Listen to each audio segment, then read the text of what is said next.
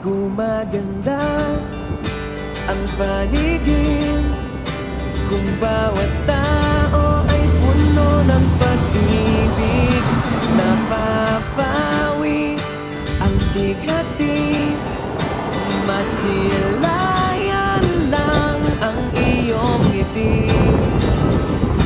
Okay gandang isipin ang isang mundong puno ng pag-ibig.